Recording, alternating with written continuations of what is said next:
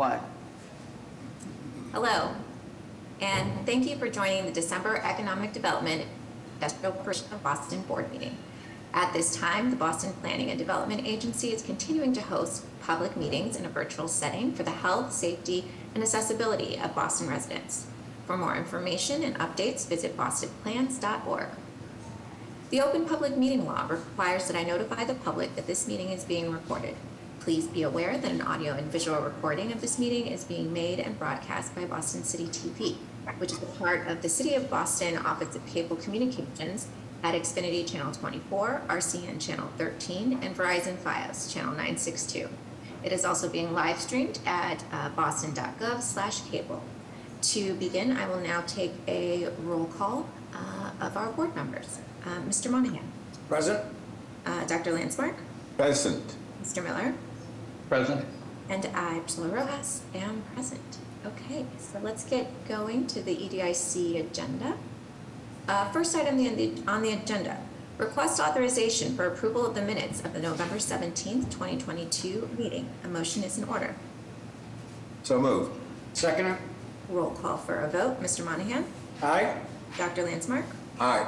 Mr. Miller. Aye. And the chair votes aye. Motion passes. Item number 2, request authorization to extend the tentative designation status and continued lease negotiations with Eastern Salt Company Incorporated to facilitate the long-term lease and redevelopment of Parcel M at 3 Dolphin Way within the Raymond L. Flynn Marine Park. Natalie. Thank you, Madam Secretary, Chief Jemison, members of the board. My name is Natalie G. Duck, and I am a Real Estate Development Officer with the BPDA. I'm here today to request a 12-month extension for the tentative designation for Eastern Salt Company for Parcel M, located at 3 Dolphin Way within the Raymond L. Flynn Marine Park. Eastern Salt is a woman-owned marine industrial business that has operated in Chelsea for over 60 years and was originally designated in June 2021. Eastern intends to operate Parcel M as a part of a larger waterborne bulk marine cargo terminal to be known as the South Boston Marine Multiport. The multiport will reactivate the northern jetty to accommodate deep water berthing and ocean-going goods. While Eastern's current business is transship bulk salt, their future business model is to pursue other large cargo uses that support the emerging wind power industry in Eastern Massachusetts.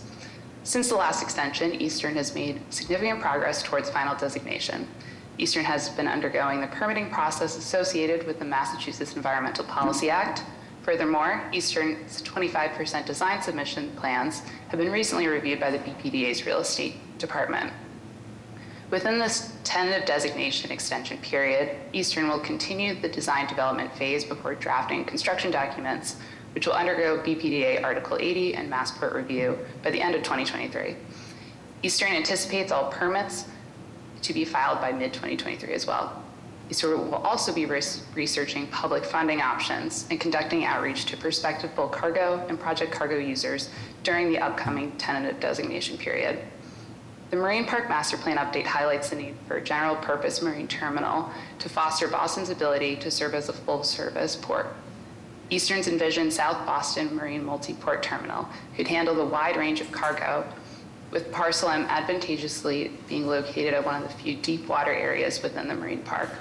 Staff therefore recommends that Eastern's tentative designation to develop Parcel M be extended for a period of 12 months, pending the completion of permitting and pre-development processes by Eastern, the successful negotiation of a lease agreement. Staff will return to the board for a final designation. And with that being said, I'm happy to answer any questions.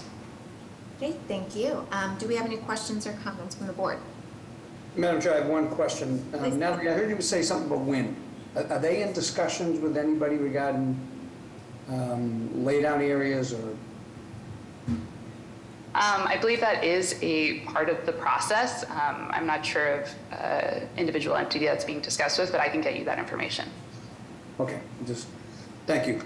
Yeah, if I remember I remember this one from the previous, that was the intent, I believe, to have locations to store all of that wind kind of machinery right in the off season, because I think we said I'm sure we're going to come back and talk about this more and more, but I think it was it was only going to be salt for part of the time, and then the rest was.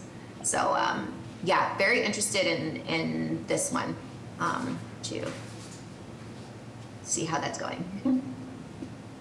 Yes, that is correct. Also about the salt storage as well. Yeah, okay. All right, any other questions or comments? Hearing and seeing none, a motion is in order. So moved. Second it? We'll call for a vote. Mr. Monahan? Aye. Mr. Landsmark? Aye. Mr. Miller? Aye. And the chair votes aye, motion passes. Thanks, Natalie. All right, item number 3, request authorization to enter into a First Amendment to the lease agreement with Topologic Technologies Incorporated to increase the space from 2,928 square feet to 4,128 square feet located at the 12 Channel Center within the 12 Channel Street within the Raymond L. Flynn Marine Park. Maureen. Thank you, Madam Chair, members of the board. Topologic Technologies has been a tenant at 12 Channel Street, Suite 805 since June 2022. Topologic is a manufacturing company using compact digital knitting machines to fabricate custom knitted clothing products. In June 2022, the BPDA Board of Directors approved a 5-year lease agreement for Suite 805, commencing on August 1st, 2022 and expiring on July 31st, 2027, with one 5-year option to extend. Topologic pays $30 per square foot and rent escalates by $1 per square foot per year. Topologic was represented by Hunneman Commercial Real Estate in this transaction for Suite 805. Since then, Hunneman has repeatedly reached out to BPDA on behalf of Topologic in search of an additional 2,000 to 3,000 square feet at 12 Channel Street and is accordingly representing Topologic in this proposed lease amendment for Suite 505 at 12 Channel Street, which recently became available. BPDA staff is recommending that the existing lease be amended to include Suite 805, increasing the leased premises from 2,928 square feet to 4,128 square feet. Other than the increased rent payable in connection with Suite 505, all other terms and conditions of the lease will be unchanged. Beginning on January 1st, 2023, the total fixed rent paid by Topologic shall increase by $37,200, calculated at $31 per square feet. That's a total per year. Rent will increase annually by $1 per square foot per year as well for Suite 505. Over the initial lease term for both Suites 505 and 805 combined, BPDA shall receive $648,980 in fixed rent. Since Topologic was also represented by Hunneman in this transaction, a brokerage commission shall be negotiated with Hunneman via a separate agreement. Thank you, and I'm happy to answer any questions. Okay, thank you. Do we have any questions or comments from the board? Hearing and seeing none, motion is in order. So moved. Second it? We'll call for a vote. Mr. Monahan? Aye. Mr. Landsmark? Aye. Mr. Miller? Aye. And the chair votes aye, motion passes. Thank you.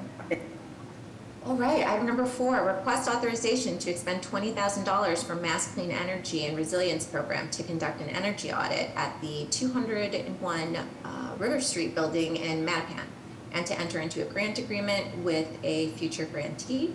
Travis. Thank you, Madam Chair, members of the board, Director Jemison. Just to give you guys a little background on the analysis, in April 2022, Converted Strategies, BPHC, BPDA, the Department of Environment, and the Office of Emergency Management released a report together in support of the Mass EC's Clean Energy and Resilience Program, which focuses on solar and storage backup power for critical facilities. The facilities that we investigated were 201 and 209 River Street. These facilities are both located in Mattapan and are part of the Boston Public Health Commission's campus. They each serve short-term transitional support, housing, and recovery programs for women and children, and neither of these facilities have backup generation on site. During the analysis and the energy audit, a phantom load was discovered that revealed abnormally high winter peak loads, beyond that of what a typical space heater might do if they all turned it on at the same time. So as a result, the report recommended a more in-depth third-party analysis be conducted to trace the load back to its source. Sensors will be deployed and tied to each circuit to provide us with circuit mapping and data analysis to trace this phantom load. And Mass CEC has awarded an additional $20,000 to conduct this study. These key findings will help align the solar and storage sizing or potential diesel backup generator deployment to align with the critical loads and needs of the facilities to keep them online during the power outage. Other co-benefits could include potential energy savings should the phantom loads be tied directly to each of the buildings. Also could result in reduced operational costs for Boston Public Health Commission, and the backup power will also tie directly to the critical circuits that would serve the facility's needs. The timeline for this study would begin January and March of 2023.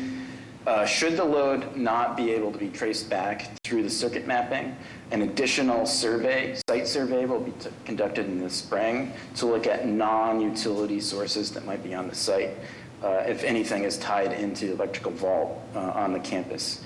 That would be conducted in the spring once the snow clears, and then the report of these key findings will be released late spring, early summer 2023. Thanks again, and I'm happy to take any questions. Okay, thank you.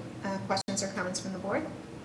I have a quick question, Madam Chair. Travis, when you say phantom load, we're paying for electricity, but we don't know where it's going. Correct. Yeah, there's a load that can't be traced on the campus. It results in I think 200,000 kBTUs of square foot energy use annually, which is abnormally high. What's that? I missed what kind of power are we talking? This would be an electrical load source somewhere on the campus. We met with Eversource. What size, I guess? Seeing that you pay per kilowatt, I'm just curious, how many kilowatts is this phantom load? Right, that's what we need to figure out. We need to separate how much of the phantom load is there versus what the actual building is using. So that's where the circuit mapping comes into play. So we're able to sort of separate the actual use within the facilities themselves, and then can sort of separate out what the kilowatt hour is, and trace that back to the source. So that can potentially result in reduced operational costs, better energy savings for the campus overall. Or if it's just tied directly to the building, we would know its source and then can look at other energy conservation measures to reduce the overall usage. If it's tied to a different building or an adjacent site that there have been aware of, we'll have to kind of untangle that as well. But that's where this analysis will help kind of direct us. This wouldn't be the first time that somebody tapped into somebody's power and getting free power. Right. So is the building occupied on the weekends? Yeah, it's a critical facility, so it's serving women and children. It's a 24-hour facility, and that's why it's really important for us to keep it online. And I understand now why you can't shut the power off, but usually shutting the power off flushes out who's getting free power. Right. And just given the use and the complications there, it's quite a puzzle to kind of figure out. This will be interesting. Very good. Thank you. All right, thank you. Any questions, further questions or comments? Hearing and seeing none, a motion is in order. So moved. Second. Roll call for a vote. Mr. Monahan? Aye. Dr. Landsmark? Aye. Mr. Miller? Aye. And the chair votes aye. Motion passes. Thanks, Travis. Thank you. All right, item number 5, personnel. Michael? Well, thank you, Madam Chair, members of the board, Madam Secretary, and Director Jemison.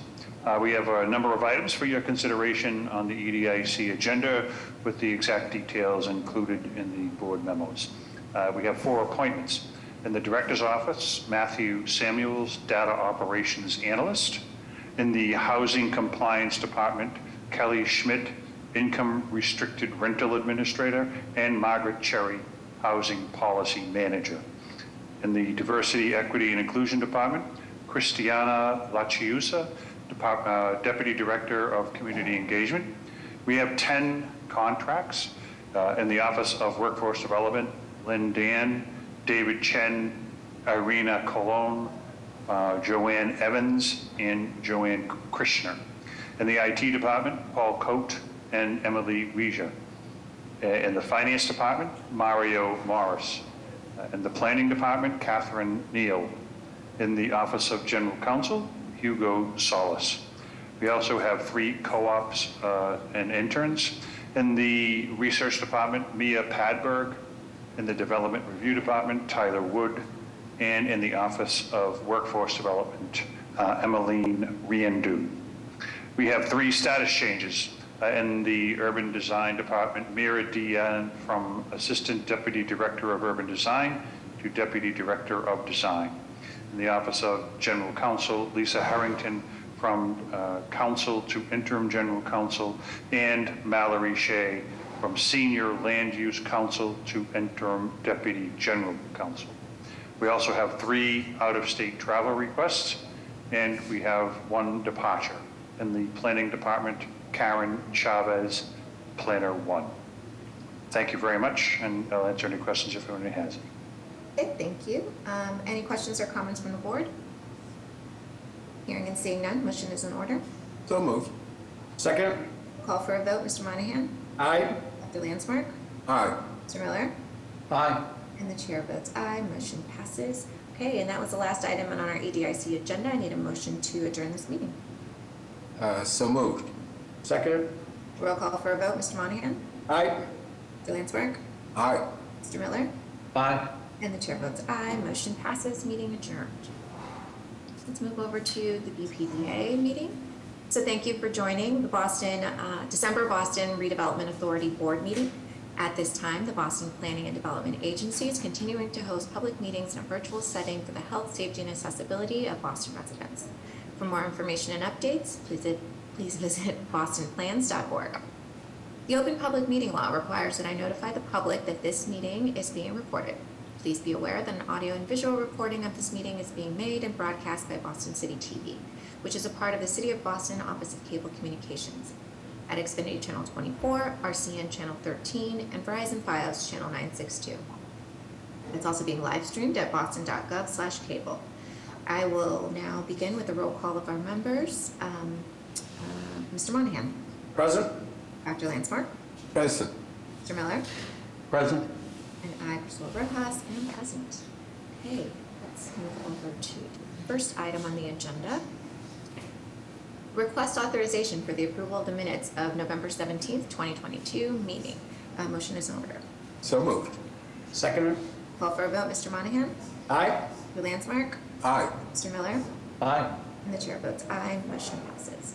Item number 2, request authorization to schedule a public hearing on January 19th, 2023 at 5:30 p.m. or at a date and time to be determined by the director to consider the proposed development plan for planned development area number 138, 1234, and 1240 Soldiers Field Road in Ulston, and to consider the proposed project as a development impact project. Just a schedule. So motion is in order. So moved. Second? Call for a vote, Mr. Monahan. Aye. Mr. Landsmark. Aye. Mr. Miller. Aye. And the chair votes aye, motion passes. Item number 3, request authorization to schedule a public hearing on January 19th, 2023 at 5:40 p.m. or at a date and time to be determined by the director to consider the proposed development plan for planned development area number 139, 1170 Soldiers Field Road project in Alston. A motion is in order. So moved. Second?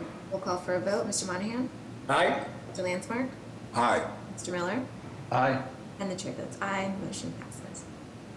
Item number 4, request authorization to schedule a public hearing on January 19th, 2023 at 5:50 p.m. or at a date and time to be determined by the director to consider the proposed 119 Braintree Street project in Alston as a development impact project.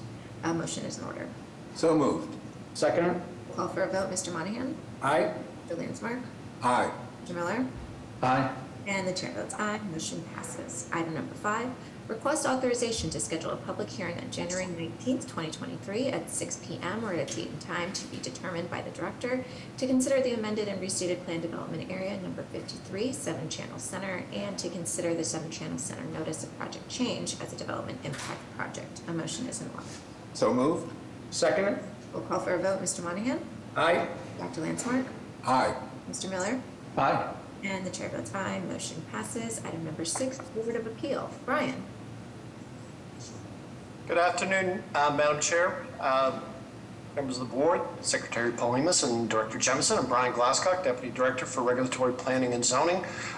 Today you have before you 68 recommendations prepared by our planners for the Board of Appeal, and we're asking your approval to pass them along to the ZBA.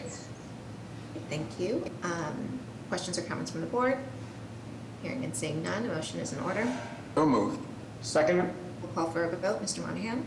Aye. Mr. Landsmark? Aye. Mr. Miller? Aye. And the chair votes aye. Motion passes. Thanks, Brian.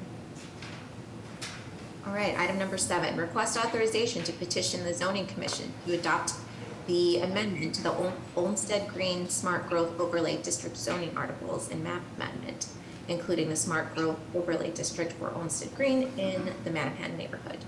Kenan. Good afternoon, Chair Rojas, members of the board, Secretary Paulinas, and Director Jemison. I'm here today to talk a little bit about the zoning amendment. I'm also joined by Quinn Valdick, the project manager for the Olmsted Village project, in case you have specific questions about that project. So Chapter 40R allows Boston, as well as other cities and towns in the Commonwealth, to establish special zoning overlay districts that allow for higher density and levels of affordability. Housing densities over 8 units per acre for single-family homes, 12 units per acre for townhouse, or 20 units per acre for multifamily house must be achieved in these districts. In addition, the zoning must require that 20% of housing within the district be affordable, and it should be allowed for a mix of uses, a combination of residential, office, and retail within close proximity to each other. The purpose of the Smart Growth Overlay District zoning is to encourage diverse housing developments with various housing and transportation options. In return for adopting the zoning and facilitating housing development, Massachusetts General Law, Chapter 40R, incentive payments and density bonus payments are available from the Commonwealth of Massachusetts. The Olmsted Green project, which you'll hear a little bit about later today, approved by the BRA in 2006, is the first development in the city of Boston to be entitled as a smart growth development. I'll say this type of district, it's one of very few that we have across the state in general. The establishment of the Olmsted Green Smart Growth Overlay District as a smart growth in 2007 enabled the development of the Olmsted Green project, resulting in the creation of over 482 housing units, of which 404 income restricted. Associated with the Olmsted Green project, the City of Boston has received from DHCD to date $350,000 in 2011, $420,000 in 2022. The entirety of which has been reinvested in the Olmsted Green project for on and off-site infrastructure and transportation improvements. Additional density bonus payments are expected upon completion of the units currently under development within the Olmsted Green project. The proposed amendment would expand the boundaries of the Olmsted Green Smart Growth Overlay District to include the Olmsted Village development project, currently under review by the BPDA, to fall within this district and thus allow the 40R benefits to apply to this project. The proposed amendment also includes additional uses within the Olmsted Village portion of the Olmsted Green Smart Growth Overlay District to accommodate, in particular, senior housing programs called for in the Olmsted Village proposal. The proposed text and map amendment to Section 87A of the Code for Olmsted Village are attached in Exhibits A and B, respectively, for your review. The Olmsted Village Smart Growth Overlay District and the Olmsted Village project will be approved separately by the BPDA and the Boston Zoning Commission after a public hearing in accordance with Section 8710 of the Code. Please let me know if you have any questions. Okay, questions or comments from the board? Super quickly, is everything fully built yet and actually like leased, or for the Olmsted Green? I'm just curious. So Olmsted and Olmsted Village are two separate projects. Portion, that's the confusion. So the overlay district was established for Olmsted Green. The Olmsted Village project is under review currently. Got it. Okay. Yeah. Okay. I believe a motion is in order. So moved. Second? Roll call for a vote. Mr. Monahan? Aye. Mr. Landsmark? Aye. Mr. Miller? Aye. And the chair votes aye. Motion passes. Thank you. Item number 8, request authorization to amend the ground lease with CVPA Chain Forge LLC, tenant and redeveloper of Building 105, also known as the Chain Forge Building, on a portion of parcel NY1 in the Charlestown Navy Yard within the Charlestown Urban Renewal Area. Dennis. Thank you, Madam Chair. In December 2017, BPDA and CVPA Chain Forge LLC executed a ground lease for the development of the Chain Forge building into a 230-room hotel. Under the terms and conditions of the lease, the tenant would be in default of the lease in the event that they did not obtain both building permits and financing by a date certain. The board has graciously authorized an extension of time to close on financing and building permits several times, primarily due to the impact that the COVID pandemic had on the capital markets. Both equity and financing for new hotel construction has been extremely difficult to obtain, as I said, primarily due to COVID, the pandemic's effect on the capital markets. The developer has agreed to pay a substantial fee each time the designation was extended, so these requests have not been made lightly. In February, the board authorized an extension of time to December 31st of 2022. Since the first extension was requested in June of 2018, the developer has agreed to pay to BPDA over $3.5 million in extension fees to secure site control. To date, the developer has paid over $2.4 million, leaving a balance owed of approximately $987,000 owed to BPDA. This fee is in addition to the $90,000 annual payments currently required in the lease during the construction period. In addition to the rent and fees applied to the previous extensions, the developer has expended approximately $1.3 million in environmental remediation, permitting, and legal expenses. And they've also expended over $250,000 in disposition of the surplus equipment and building security measures for the now vacant site. During the 2022 extension period, the developer conducted due diligence regarding a change in the proposed use from hotel to research and development or to multifamily residential. We did disclose this to the board at the last time we had a conversation on this, but we weren't asking for permission to change the use. We were more just alerting the board that this was being contemplated by the developer. Ultimately, as a result of the resiliency-related development controls, as well as the dramatic shift in capital markets, it's been determined that post-pandemic, the highest and best use of the Chain Forge building is once again a 230-room hotel. The hotel industry has rebounded exponentially as a result of pent-up business and personal travel. Hotel financing is significantly more accessible than in recent memory. And accordingly, we are requesting today to extend the deadlines for financing and building permits to December 30th of 2023 under the following conditions. The $987,000 currently owed will be increased to $1.5 million and will be paid in equal monthly installments over the 12 months in 2023, or $132,500 per month, which would include the construction rent. All permits, financing, and full Article 80 community process must be in hand by October 31st, 2023, and construction must start by December 31st of 2023.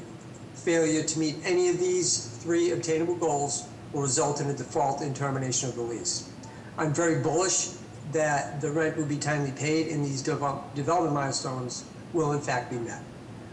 Respectfully request permission to amend the existing lease to incorporate these business term changes, and I'm available for any questions. Thank you.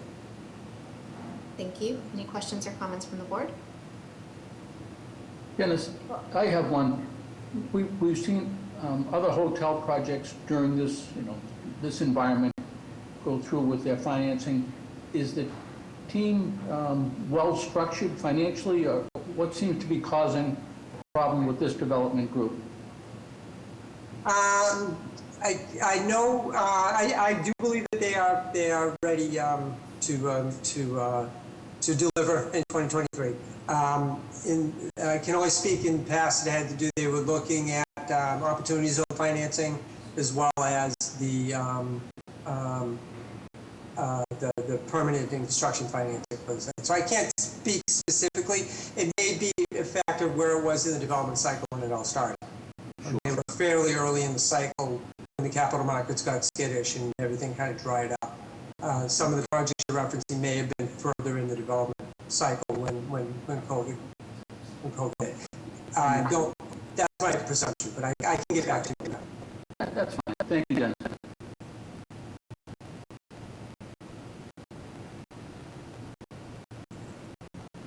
Priscilla, you're muted.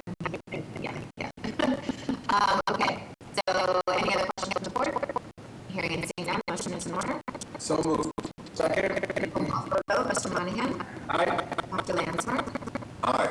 Mr. Miller? Aye. And the chair votes aye, motion passes. Thanks, Dennis. Thank you. Item number 9, request authorization to extend the license agreement with Habitat for Humanity Greater Boston Incorporated as redeveloper of 104 Walter Street in Roslindale. Natalie. Thank you again, Madam Secretary, Chief Jemison, and members of the board. In December 2020, the BPDA board approved a plan for the acquisition and disposition of the then privately owned 104 and 108 Walter Street in order to preserve open space and deliver affordable housing in Roslindale. Habitat for Humanity Greater Boston, known as Habitat HGB, was tentatively designated to develop the property in August 2021 at the BPDA board member meeting. Habitat's proposed project at the property consists of 4 income-restricted home ownership units with incomes ranging from 50 to 80% AMI. The existing house will be preserved and fully renovated into 2 units, while the other 2 units will be located at a newly constructed duplex at the rear of the property. The BPDA and Habitat HGB is seeking to enter into a license agreement to allow Habitat HGB to utilize the property to investigate soil conditions, survey the site, conduct a geotechnical investigation, and execute all pre-development activities associated with the planning and development of the property. The staff recommends that the BPDA authorize an amendment to the license with Habitat HGB for a period of 9 months through August 2023 in order for Habitat HGB to conduct the pre-development activities necessary for the redevelopment of 104 Walter. That being said, I'm happy to answer any questions. Here, any questions or comments from the board? Hearing and seeing none, a motion is in order. So moved. Second. Call for a vote, Mr. Monahan? Aye. Ms. Mark? Aye. Miller? Aye. Chair votes aye, motion passes. Right, item number 10, request authorization to enter into a contract with Agency Landscape and Planning for design visioning consulting services in an amount not to exceed $350,000. Mira. Thank you, and good afternoon, Madam Chair and members of the board, Madam Secretary, and Director Jamison. My name is Mira Deanne. I'm in the BPDA's Urban Design Department. And per your approval of the October 13th board meeting, the BPDA solicited responses to the request for proposals for the design visioning consultant contract. And I am here today to recommend a consultant for your approval. As noted during the October 13th board meeting, the Urban Design Department has been given the charge by Mayor Wu and Director Jemison of crafting and executing a beautiful human scale and inclusive vision for the design of the built environment across Boston.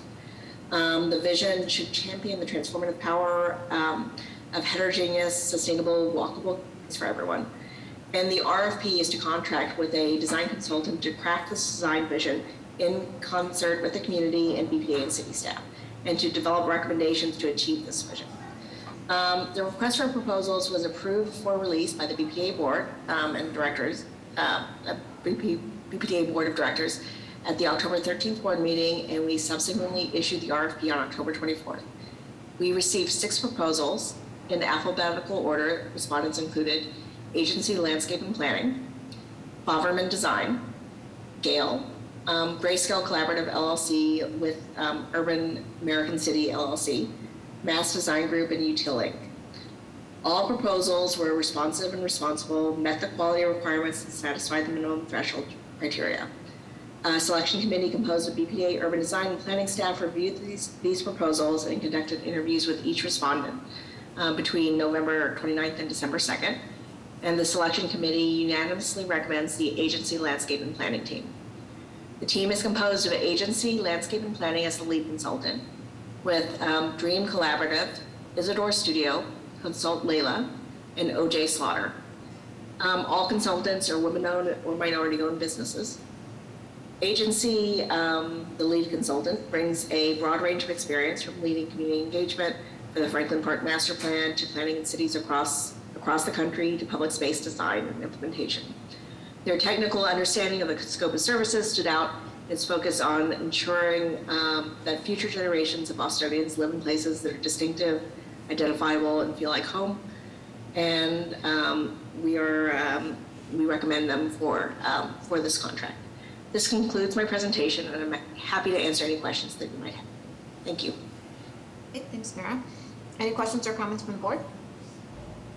Hearing and seeing none, a motion is in order. So moved. Second? Call for a vote, Mr. Monahan? Aye. Lansmark? Aye. Miller? Aye.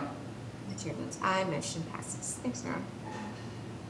Okay, item number 11, request authorization to enter into a contract with Scape Landscape Architecture DPC for the technical analysis and resilient schematic design options for the Dorchester waterfront at Tinian Beach and Conley Street in an amount not to exceed $450,000. Delaney. Thank you, Madam Chair, members of the board, Director Jemison, and Secretary Palamas. I'm Delaney Morris, Planner 2, Resilience and Waterfront Planning. This past September, the BPDA was awarded a $300,000 grant from the Massachusetts Office of Coastal Zone Management's Coastal Resilience Grant Program to assist in the development of design options for coastal flood protection measures along vulnerable areas of Dorchester's waterfront. There is also a grant match through city budget funds and BPDA in-kind planning services. Next slide, please. The project will build off of climate vulnerability analysis and resilience strategies developed through the 2016 Climate Ready Boston Plan and 2020 Resilient Solutions for Dorchester report. The project is intended to advance design solutions to address a near-term flood entry point at Tinian Beach. The Climate Ready Dorchester report prioritizes implementation of flood protection measures at this waterfront location. Under current coastal flood conditions, the DCR's Tinian Beach recreation area is flooded, and by 2030, with a projected 9 inches of sea level rise, floodwaters could be directed down Conley Street and into the Morrissey Boulevard alignment, which could flood numerous businesses and homes. Next slide, please. The project will result in a technical analysis of existing site conditions to determine the feasibility of flood mitigation infrastructure and development of specific design recommendations. The design options will be developed through a process that engages affected property owners and Dorchester residents. The project is also intended to serve as a design model for vulnerable shoreline areas of Boston's other waterfront neighborhoods. Regarding the RFP and consultant selection process, on October 13th, 2022, the BPDA board authorized the secretary to advertise a request for proposals to engage a consultant team for the project. On October 17th, 2022, the BPDA issued an RFP for consultant services for the project. The following consultant firms submitted proposals in response to that RFP: Geosyntech Consultants and Scape Landscape Architecture. The proposals were received on November 14th, 2022, and reviewed to ensure they met the minimum threshold and quality requirements. An RFP selection committee comprised of staff from the BPDA and the Mayor's Office of Environment, Energy, and Open Space then reviewed the responses. The RFP selection committee evaluated the proposals based on the following criteria: project manager qualifications, experience of project manager and project team members with relevant projects and project tasks, local knowledge, project approach and management, content of the written proposal, allocations of resources, and project schedule. Next slide, please. As a result of this evaluation, Scape Landscape Architecture DPC was selected as the most advantageous respondent. Scape is joined by a team of sub-consultants with extensive experience related to the project tasks. The sub-consultants include Tetra Tech, Woods Hole Group, and Dawood.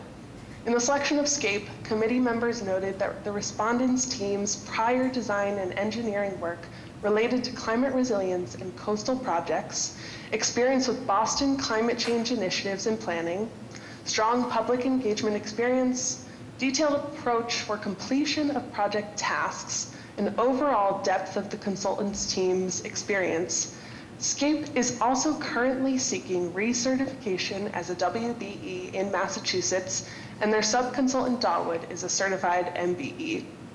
Accordingly, BPDA staff recommends the director to be authorized to enter into a contract with SCAPE Landscape Architecture DPC for the technical analysis and development of resilient design options for Dorchester's waterfront in an amount not to exceed $450,000. Thank you, and I'm happy to answer any questions. Thank you. Any questions or comments from the board? All right, hearing and seeing none, a motion is in order. So moved. Second. Call for a vote. Mr. Monahan? Aye. Lansmark? Aye. Mr. Miller? Aye. Chair votes aye, motion passes. Good luck with that. We're anxious to hear next steps. Thank you so much. Okay, item number 12. Request authorization to enter into a contract with M. Nevis Incorporated for citywide BRA-owned site maintenance service in an amount not to exceed $150,000. Laura. Thank you, Madam Chair, members of the board, Madam Secretary, Chief Jemison, for the opportunity to speak with you today. I'm requesting authorization to award this site maintenance contract to M. Nevis Incorporated. This is an expanded contract compared to previous years with a larger scope as well as budget, which is part of our overall effort to set up contracts with a variety of sizes, scopes, budgets, and requirements so that we can work with the most diverse group possible when it comes to finding the best partners, and also so that we can address as needed issues more strategically. As you know, our goal is to care for our property as though we live next door. In this case, the property in question is the Blair Lot in Nubian Square, the Terminal Street Boat Ramp in Charlestown, and a variety of other parcels across the city for as needed services as they come up. We received 4 bids in response to this opportunity, 3 of which were from minority-owned business enterprises. M. Nevis had the lowest bid price that met our requirements, and they are certified as a disadvantaged business entity. With that, thank you for your consideration, and I'm happy to answer any questions you may have. Thanks, Laura. Any questions or comments from the board? Hearing and seeing none, a motion is in order. So moved. Second. Call for a vote. Mr. Monahan? Aye. Aye. Mr. Miller? Aye. And the chair votes aye, motion passes. Thanks, Laura. Okay, item number 13, request authorization to amend the contract with GEI Consultants Incorporated for the Shipyard Park waterfront repairs within the Charlestown Navy Yard in an amount not to exceed $72,000. William. Thank you. Good afternoon, Madam Chair, members of the board. This is a request to amend an existing design contract with GEI Consultants, the designer and engineer of record for the Pier 4 emergency repairs project that is currently underway in the Navy Yard. This project was last before you in May of this year, requesting authorization to enter into a construction contract with Coastal Marine Construction for approximately $9 million. As you may recall, GEI was hired to inspect the 65-year-old pier structure as well as engineer repairs to several known infrastructure needs in the immediate area. Upon inspection, it was determined that immediate repairs to Pier 4 were needed to restore safety and structural stability. Construction to repair the pier is currently underway. It's divided into 2 phases. The first phase will restore nearly 80 of the pile's angled batter piles, which will restore the lateral capacity to the pier. The second phase will restore approximately 330 of the pier's vertical plumb piles, which will restore the load capacity of the pier. The current engineering contract with GEI needs additional funds to maintain construction administration and engineering oversight of the work that's underway. We are recommending the contract be increased by an additional $72,000, resulting in a total amended contract amount of $360,000. This additional amount will allow us to complete phase 1 of the work that is currently underway with appropriate engineering oversight. In a subsequent vote, we will be asking for authorization to advertise for a new engineering contract that will include the engineering oversight for phase 2 of this work, as well as the additional infrastructure work that was previously included in GEI's contract, which is now exhausted. This additional amount has been appropriately budgeted for in the agency's fiscal year 23 capital budget. And with that, we are requesting authorization for the director to amend this contract as described. Happy to answer any questions. Okay, thank you. Questions or comments from the board? Hearing and seeing none, a motion is in order. So moved. Second. Call for a vote. Mr. Monahan? Aye. Lansmark? Aye. Miller? Aye. And the chair votes aye, motion passes. Item number 14, request authorization to advertise and issue a request for proposals for engineering services for the Shipyard Park Waterfront Repairs Phase 2 in the Charlestown Navy Yard. William. Thank you again. So this is a continuation of the previous matter. Several known infrastructure improvements are needed in the immediate vicinity of the Shipyard Park area of the Charlestown Navy Yard. Engineering for the work had previously been included in the aforementioned contract with GEI Consultants. That contract has been exhausted by the emergency repairs to Pier 4 currently underway. A new engineering contract is needed to absorb the second phase of the emergency work, as well as the additional items that are now exhausted.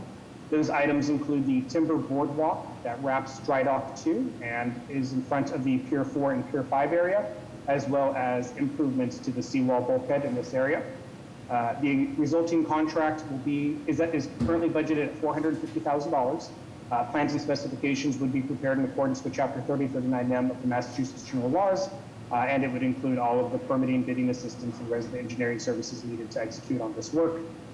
The RFP would be advertised in accordance with the BPDA's designer selection policy, and the engineering contract would be awarded to the most advantageous top-ranked engineer through a qualifications-based process.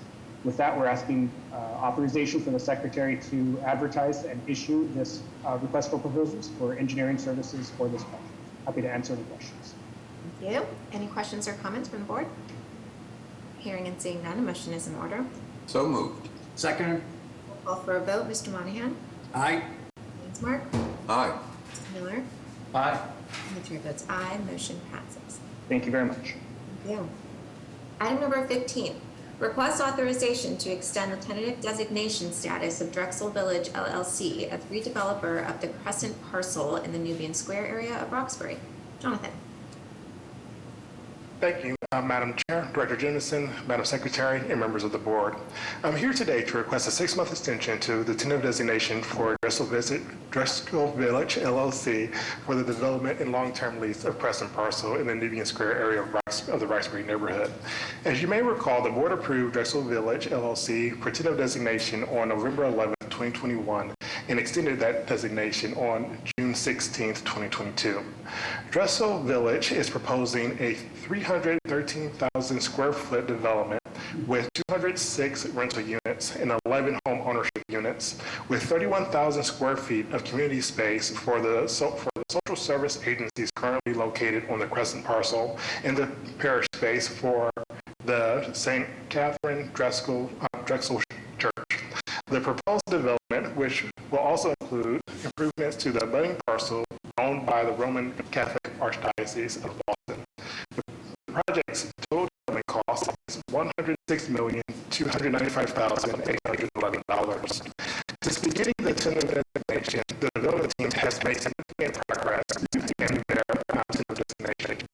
That progress includes the completion of the ATA site survey and title review, completed the test borings for site environmental review, including phase 1 environmental site assessments, completed pre-filed meetings with the BPDA and other city agencies, engaged in conversations with MassDOT about the evaluation of MassDOT's controlled parcels, filed a letter of intent, assembled an Article 80 team, and began preparing the Article 80 project notification form, and prepared and submitted public art framework to the BPDA and Mayor's Office of Arts and Culture for review and feedback.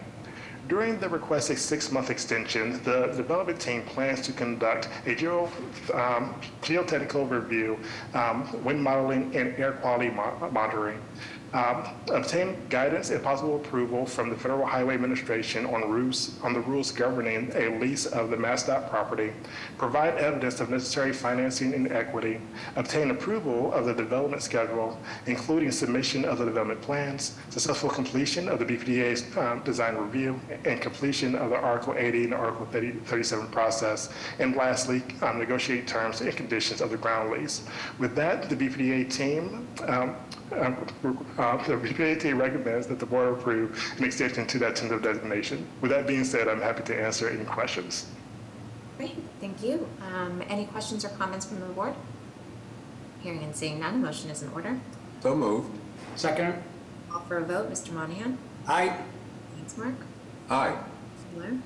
Aye. Chair votes aye, motion passes. Thank you. Thank you. Oh, don't go away. Next item, request authorization to extend the tentative designation status of Nubian Ascend Partners LLC as redeveloper of BRA parcels located at 1, 2, and 4 Palmer Street, 2180 through 2190 Washington Street, and 2148 Washington Street, also known as the Blair Lot, in the Nubian Square area of Roxbury. Jonathan. Thank you all again. Here, this is for the 6-month extension to the tentative designation for Nubian Square Partners LLC for the tentative designation on the Blair Lot. As you may recall, the board originally voted to award Nubian Ascend's tentative designation on December 17th, 2020, and extended that tentative designation at the board meeting on June 16th, 2022. Nubian Ascend is proposing to create approximately 365,475 gross square feet of new mixed-use space which will include 15 home ownership units, which will have a preference for local artists, and 10 of which will be income-restricted units. There will also be retail, which will include a culinary hall providing opportunities for local restaurateurs. Lastly, it will include commercial office and laboratory space, entertainment, and artistic cultural space, which will include a new performance hall, a publicly accessible pedestrian corridor that will provide access to all project components, and a 300 space above grade parking garage. The total development cost for this project is approximately $111,195,689. Since the last extension, Nubian Ascend has made significant progress towards final designation. Some of the milestones they have achieved in this process include securing pre-construction financing totaling $7.95 million from sponsors, private investors, donations, and awards from the Massachusetts Housing Investment, Blue Hub, and other partners. They have received $2.58 million from Mass Development and CPA for their artist housing, and they have made progress toward meeting their goal of 60% pre-leasing by partnering with the Benjamin Franklin Institute of Technology to establish a Nubian Square Life Science Training Center, and they are working to potentially lease to Boston Medical Center, DCAM, Northeastern University, and Lab Central. They have completed ground lease negotiations with the BPDA and are working towards executing the final ground lease at this time. Lastly, they received Article 80 approval on December 16th, 2021, and they have received approval from the Zoning Board of Appeals on September 27th, 2022. During this requested tentative designation extension, the developers will provide evidence of the necessary financing and equity, seek approval of the development schedule, including the submission of the development plans, complete the BPDA design review, complete the final phases of the Article 80 process, seek issuance of all required building permits, negotiate terms and conditions of the ground lease, and submit further applications for additional funding from MassWorks, Mass Housing, and the Community Preservation Act. With that, the BPDA team recommends the continuation of the tentative designation for Nubian Ascend Partners LLC. With that being said, I'm happy to answer any questions. Thank you. Makes sense. Questions or comments from the board? Hearing and seeing none, a motion is in order. So moved. Second. Call for a vote. Mr. Monahan? Aye. Lansmark? Aye. Mr. Miller? Chair votes aye, motion passes. Thank you. Thank you. All right, item number 17, request authorization to issue a partial certificate of completion for 9 Channel Center project in the South Boston waterfront. So it's just a certificate of completion, so a motion is in order. So moved. Second. Roll call for a vote. Mr. Monahan? Aye. Dr. Lansmark? Aye. Mr. Miller? Aye. The chair votes aye, motion passes. Item number 18, request authorization to advertise and issue a request for proposals to redevelop parcel L25, known as 44 Maple Street in the Washington Park urban renewal area. Jonathan. Thank you all again. I'm here today to request approval and advertise and issue the RFP for BPA parcel 44 Maple, which consists of 10,406 square feet of vacant land, comprised of flat land and mature trees located in the Washington Park urban renewal area in Roxbury. The BPDA began discussions with the Mayor's Office of Housing about the potential use of this land as a community garden in August of 2019. The Mayor's Office of Housing held several community meetings prior to that and learned that the residents had concerns about the area, that the area was too dense for further residential development in the area. On March 29, 2022, the BPDA began its own community process to discuss the redevelopment of the parcel with the community and its leaders. The meeting was attended by a diverse mix of homeowners, tenants, and community leadership from Project Right, the Sonoma Maple Schuler Tenant Association, and Councilor Fernandez Anderson. The community was united and unanimously requested the development of a community garden and open space for the residents in the area. The concerns about the increasing population density in the area and the impact of removing the existing green space and the harm that it would cause to the community to remove mature trees in the area was made plainly and loud and clearly for this parcel. So the BPDA held 2 additional meetings on September 28th and December 8th, which discussed the drafting and completion of the RFP for a community garden, which the community in the end fully supported. The RFP being released seeks a creative and innovative proposals for open space and urban wilds that meet the following objectives: open space and community gardens use with sustainable maintenance plan, which will be considered highly advantageous. The creation of space where families and elders in the Grove Hall community will be able to safely rest, play, and participate in urban farming. Making the parcel a destination in the Grove Hall community by utilizing arts, detailing the history of the community and its families. Ensuring that all parts of the development will fulfill the purpose of being a community garden and add to the decorative nature of the development in it as a whole, and the protection of the environment by maintaining the mature trees on the land and planting fruit-bearing trees and bushes. The BPDA staff recommends that the Secretary authorize to advertise and issue the request for proposal from qualified developers for 44 Maple to be a community garden in the Washington Park urban renewal area in Roxbury. With that being said, I'm happy to answer any questions. Okay. Questions or comments from the board? Hearing and seeing none, a motion is in order. So moved. Second. Call for a vote. Mr. Monahan?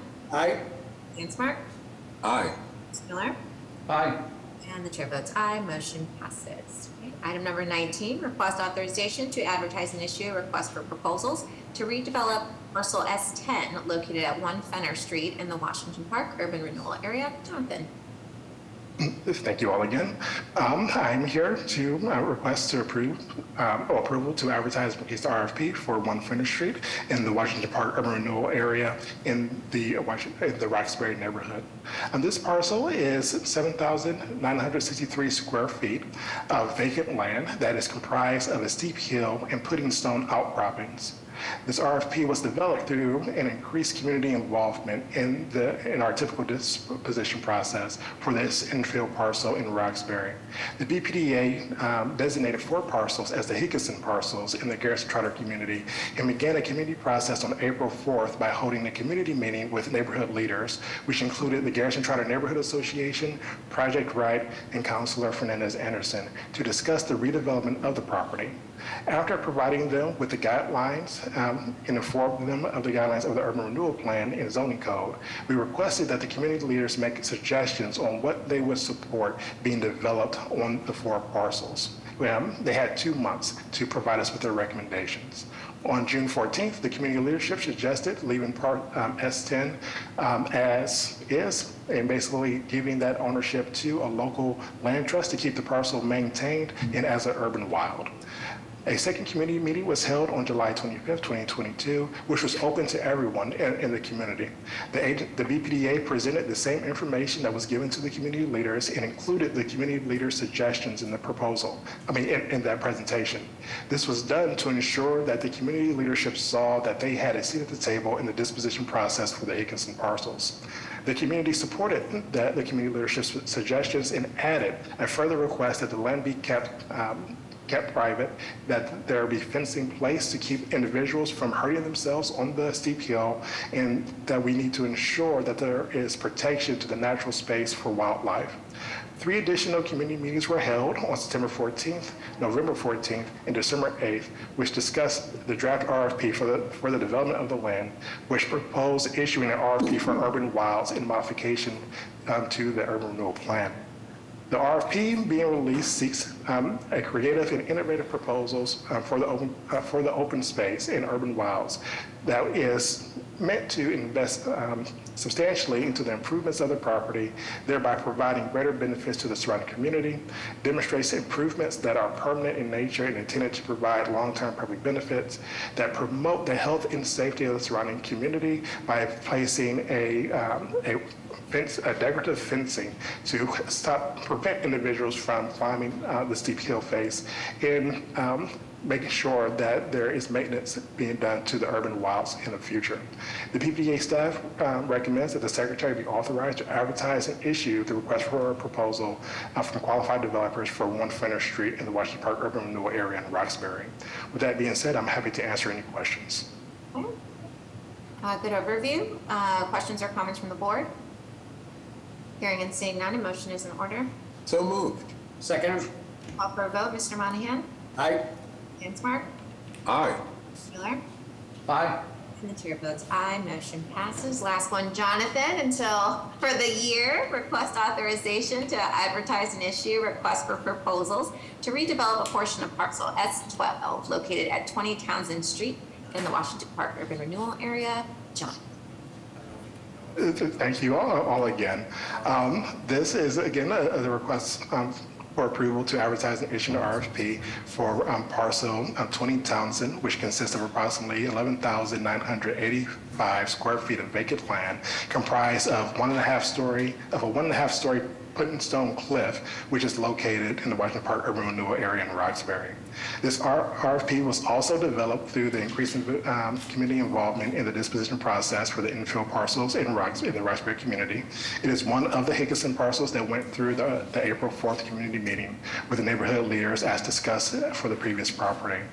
After the 2-month time frame, the community leaders requested that the property be left as is and given to local ownership to be kept as an urban wild and community garden.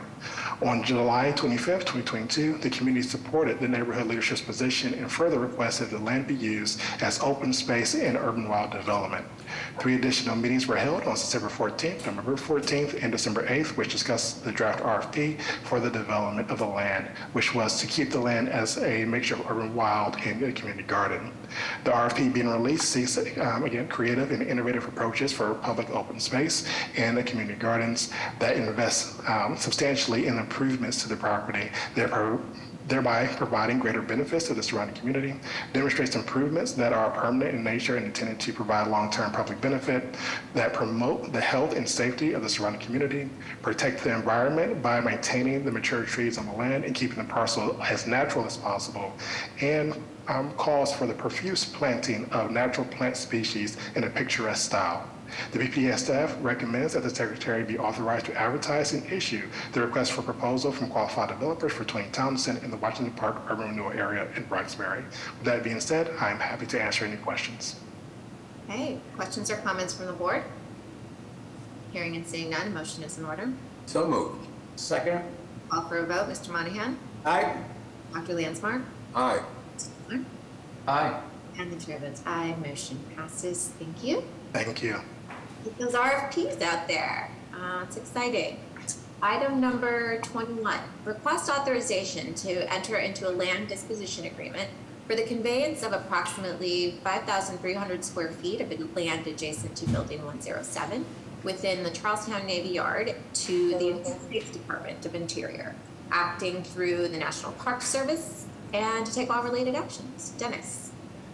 Thank you, Madam Chair.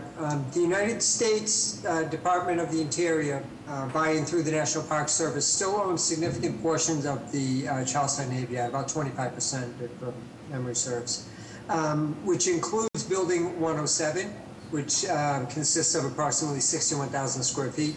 The Park Service currently utilizes the building for basic storage and some office space. I've been in the building a few times. It's very bare bones and could definitely use some renovation.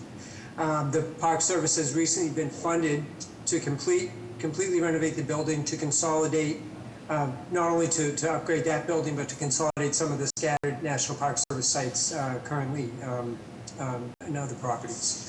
The 5,300 square foot piece of property that we're discussing here runs immediately adjacent to Building 107 in the historic monument area of the Charleston Navy Yard. And it also, as you can see from the diagram, it abuts Building 107. Building 107 is adjacent to Building 108, which has been tentatively designated for life science development. And it also abuts, it's adjacent to rather the Rope Walk building, which consists of 97 residential units, which I'm pleased to say are 100% leased. The subject property is not within the leased area of any of those three buildings. There's no real utility to Building 108 or the Rope Walk, and there's no utility to Boston Planning and Development Agency either, in as much as it's not a development site. You can see from its geography, it's not a development site. Its only utility is really to the National Park Service, who would like to utilize it to allow to expand the building entrance, work on some accessible parking, and locate building mechanicals and equipment. So the 5,300 square feet would mean a lot to the development, and really wouldn't mean a lot as far as the future revenue. So requesting authorization to convey the parcel of land to the National Park Service for $1 to assist the Park Service in the renovation of this historic structure. And I'm open for any questions. Thank you. Thank you. Questions or comments from the board? Hearing and seeing none, a motion is in order. So moved. Second. Call for a vote. Mr. Monahan? Aye. Lansmark? Aye. Mr. Miller? Aye. And the chair votes aye. Motion passes. Thank you, Dennis. Thank you all. Okay, item number 22, request authorization to enter into an affordable housing agreement for one unit located at 36 Colborne Road in Brighton. Caitlin. Hello, and thank you, Chairwoman Rojas, Secretary Polhemus, and Director Jemison, and members of the board. For the record, I'm Caitlin Coppinger, Senior Project Manager in Development Review. I'm here before you today on 36 Colborne Road in Brighton. This is an 11-unit condo project that received its Zoning Board of Appeal approval on September 13th, 2022, and does not require Article 80 approval. This project is here before you today because it will include one income-restricted inclusionary development policy unit. Your vote today is to authorize the execution of an affordable housing agreement. Thank you, and I'm happy to answer any questions that you might have. Questions or comments from the board? Hearing and seeing none, a motion is in order. So moved. Second. Call for a vote. Mr. Monahan? Aye. Lansmark? Aye. Mr. Miller? Aye. And the chair votes aye. Motion passes. Thanks, Caitlin. Oh, you get the next one too. Okay, item number 23, request authorization to issue a scoping determination waiving further review pursuant to Article 80, large project review of the zoning code for the construction of the Blessed Sacrament project consisting of 55 affordable residential rental units, 22 parking spaces, 55 bicycle parking spaces, and the creation of a 6,500 square foot multi-purpose community space operated by the Hyde Square Task Force located at 361 Center Street. And to take all related actions, we have Caitlin and Ted. Awesome. Thank you, Chairwoman Rojas, Secretary Polhemus, Director Jemison, and members of the board. Again, Caitlin Coppinger, Senior Project Manager. The project in front of you tonight is the adaptive reuse of the existing Blessed Sacrament Church building on the Blessed Sacrament campus. The 63,100 square foot renovation will include the creation of 55 affordable residential units, 22 parking spaces, and 55 bicycle parking spaces, and then additional 6,500 square feet for a multi-purpose community space that is intended to be operated by the Hyde Square Task Force. The proposed project unit mix includes 19 studios, 21 one-bedrooms, and 15 two-bedroom units. The proposed project proposes an accessible plaza space along the front facade of the building on Center Street while maintaining the rebuilt grand stair. The plaza space is intended to host performances organized by the Hyde Square Task Force and is accessible to the other condominium owners at the Blessed Sacrament site. I'm happy to turn it over to Kathleen Onifer from the planning team and then to Penrose to jump into their presentation. Thank you, Caitlin. Good evening, Chair Rojas, Secretary Polhemus, members of the board, and Director Jemison. My name is Kathleen Onifer. I'm the Assistant Deputy Director in Downtown and Neighborhood Planning. And I'm presenting planning context for you tonight because the neighborhood planner for Jamaica Plain is attending a community event. While the project is not within the boundaries of a recent BPDA planning initiative, it has been part of extensive community planning led by the Hyde Square Task Force, a longstanding community organization. The Hyde Square Task Force, working with the Metropolitan Area Planning Council and the City of Boston Mayor's Office of Arts and Culture, also known as MOAC, developed the Latin Quarter District Plan to coordinate new creative placemaking activities, inclusive outreach and consensus building that would respond to development initiatives and priorities within the Latin Quarter Cultural District. This community plan highlighted the Blessed Sacrament Church in this site as a key public space and place for outdoor performance venues, and an architectural centerpiece of the area, an opportunity for adaptive reuse and affordable housing goals. In addition to this community plan, the proposed project is consistent with the City of Boston's citywide goal to increase housing opportunities, including affordable housing, and provide a wide range of housing options for the neighborhood that include studio, 1 and 2 bedroom units. The proposed project is also well served by transit, including the Jackson Square Orange Line Station and the Hughes Street Green Line Station. Key considerations of BPDA staff during the review of the proposed project were the desired use of mixed income and affordable housing, the preservation of the Blessed Sacrament Church by adaptively reusing the existing structure and providing new additions and design modifications that respect the architectural character of that structure, and the creation of community space that will serve both the residents of the structure and the broader Jamaica Plain neighborhood, fulfilling that community vision for the site. I'll now turn it over to the development team. Hello, my name is Rebecca Schofield. I'm the project manager from Penrose, and I'm here with Charlie Adams, the regional vice president for Penrose.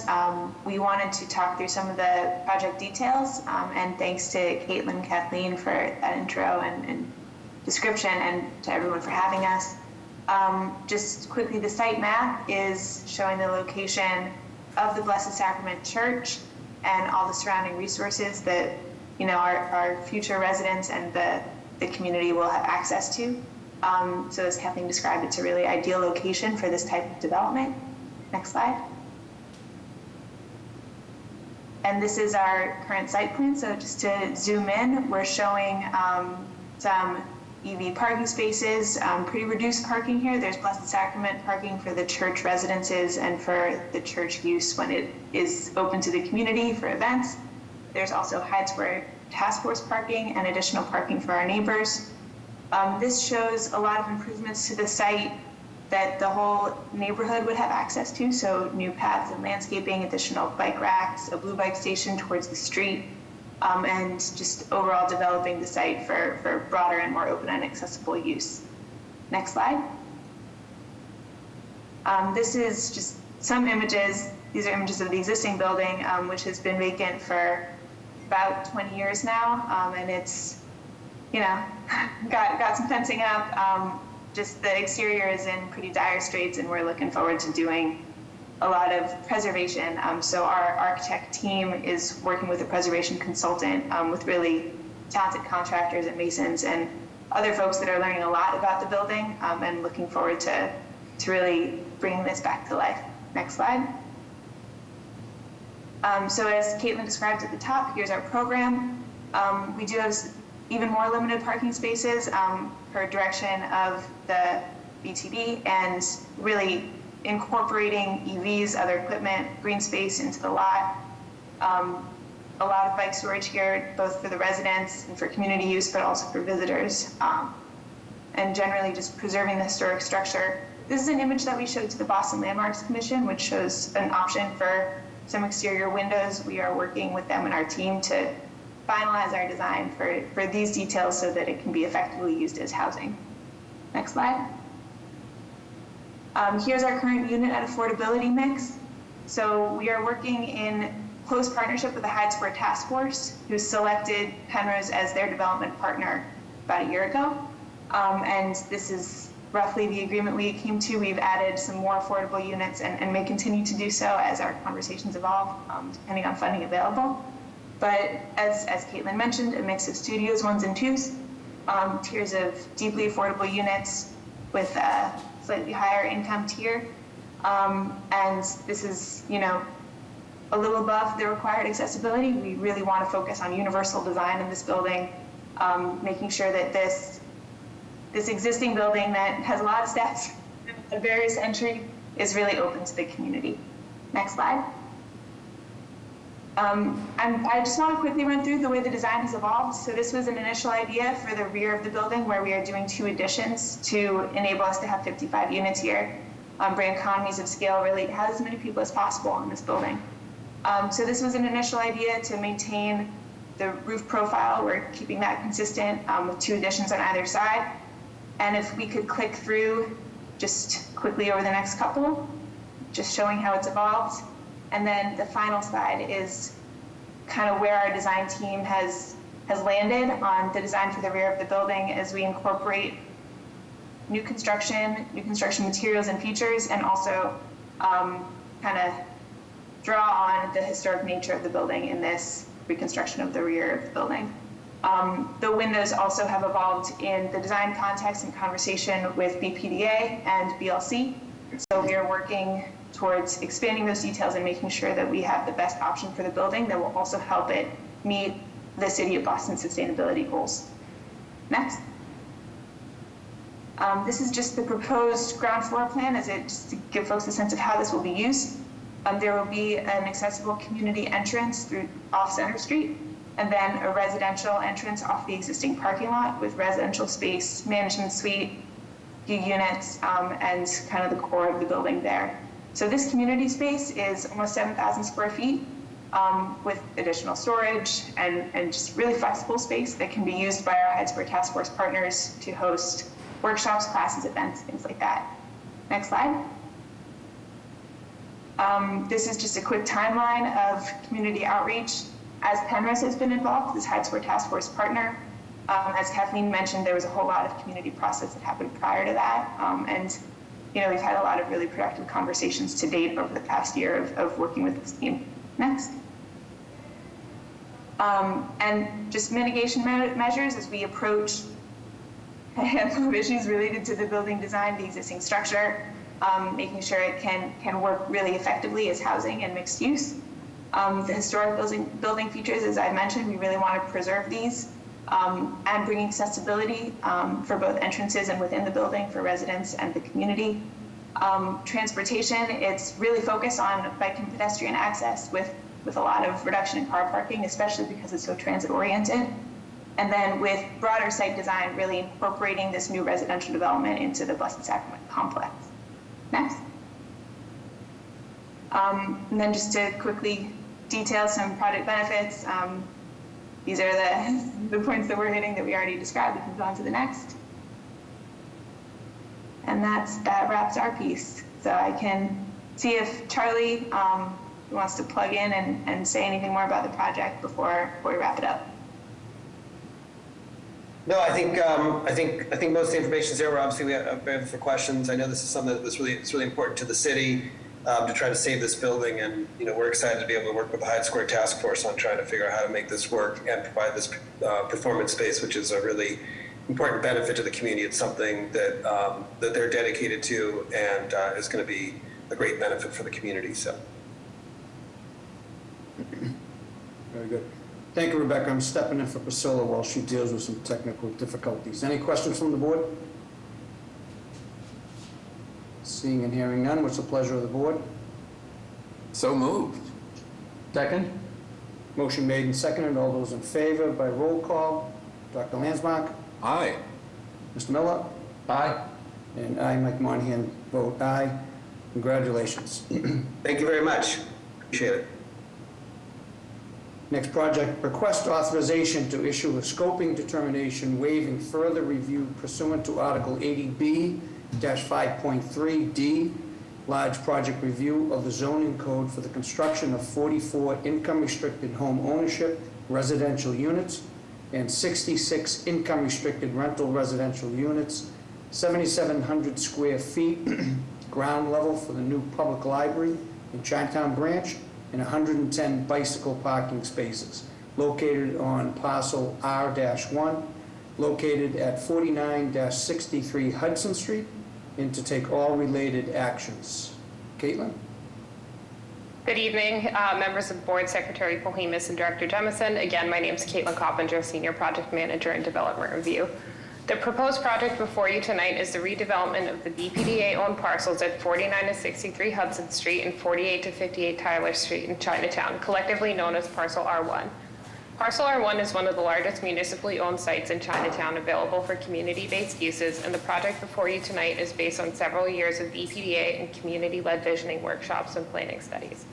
In April of this year, the board voted to tentatively designate Asian Community Development Corporation as the developer of this site.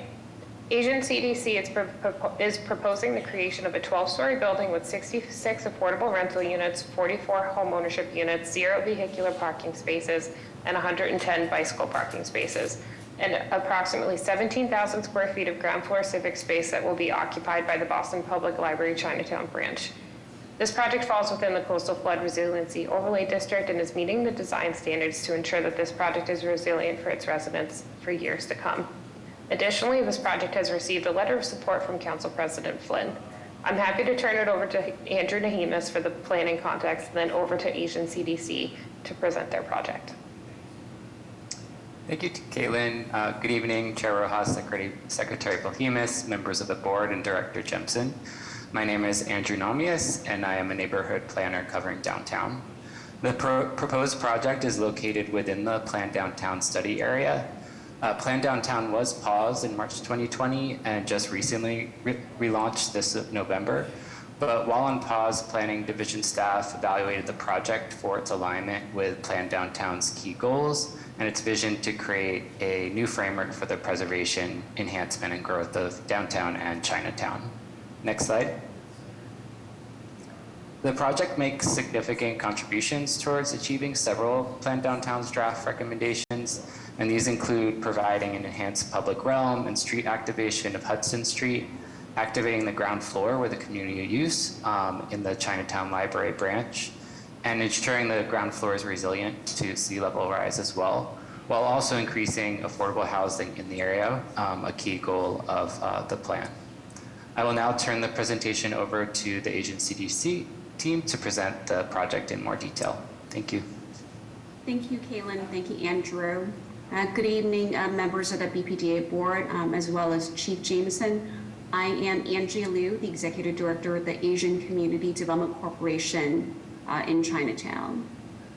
So Parcel R1, as Caitlin described, it's currently a parking lot. It has been long designated as a site for affordable housing priority for at least the last 30 years. It's been a focus of the Chinatown community, including 3 decades of master planning process. So we're very excited to be designated earlier this year to be the developer for this public land for affordable housing. We do see the creation of affordable housing and a permanent library on this site as a continuation of ACDC's work of rebuilding the Chinatown community along Hudson Street after the highway destruction of Chinatown along Hudson Street over half a century ago. We previously built one greenway across the street, a mixed income and mixed use community, and we have also created for several years a community garden just up the block along Hudson Street. So we really see Parcel R1's development as a completion of this vision of rebuilding the Chinatown community. Next slide, please. To give you some site context, this site is centrally located on the eastern edges of Chinatown. It is across the street from the One Greenway development, and it is very walkable to the Orange Line, Silver Line, Red Line, and Green Line stations. It is close to several local schools, healthcare institutions such as South Medical Center and South Code Community Health Center, as well as open space on the Greenway. And as you can see on the pictures on the left, right now it is just being used as a parking lot with the new construction of One Greenway in a background. And now I am going to turn it over to Aaron Hodges from Stantec. Thanks, Angie. Hi, everyone. I'm Erin Hodges from Stantec. We are the architect for the project. If you can go to the next page. Just want to remind everyone, first and foremost, this is not only a 100% affordable housing project that's much needed for the neighborhood, but it's also the future home for the BPL Chinatown branch. So we're very much looking forward to making this project a reality. Of the 100% affordable housing, we are including 66 affordable rental from level 3 to 8 and 44 affordable condo from level 9 to 12. And at the podium of the building is the BPL location. The entrance for the library is to the left, and the center entrance is the lobby for the residential component. The concept of the building derives from an ancient poem. The poet actually is depicting the poet's view of first trip to the capital city, sailing down a wide river that is flanked by verdant hills. And as you can see, the design of the building directly takes after that piece of poetry with this shimmering glass piece that signifies the entrance of the building, and expressed further with these very expressive geometry of the grain brick facade. We want to create an iconic building in this iconic neighborhood that is worthy of this community, that is a building that someone can relate to. So if we go to the next slide, just want to give everybody a little bit more overview of the urban, the public realm design. Our goal is to create the public realm not only to improve the safety, but also connectivity and sustainability. So for us, we want to create buffers not only on Tyler Street, but most significantly on Hudson Street, with a setback that provides more public realm back to the community. This is including additional planting, rampway to get to the entrances so that we can lift the building above the future flood line, spaces and pockets of seating zones for people to linger. So the right side, I also want to point out, the Hudson Street frontage serves as a continuation of the improvement across the street from the One Greenway project, the widened sidewalk there, and then further to the One Greenway Park to the south. Next, please. A few additional elevation views. This is the south facade and the north facade view from Hudson Street and Tyler Street. To create a building in this urban setting, we want to not only have a very strong elevation on the primary facade, but wrap around the same design concept on all sides. So you're seeing the river cutting through also along the Tyler Street facade with a strong brick and copper podium that's supporting the green brick up above. And the next page you'll be seeing the facade facing south and north, same material wrapping around these facades as well.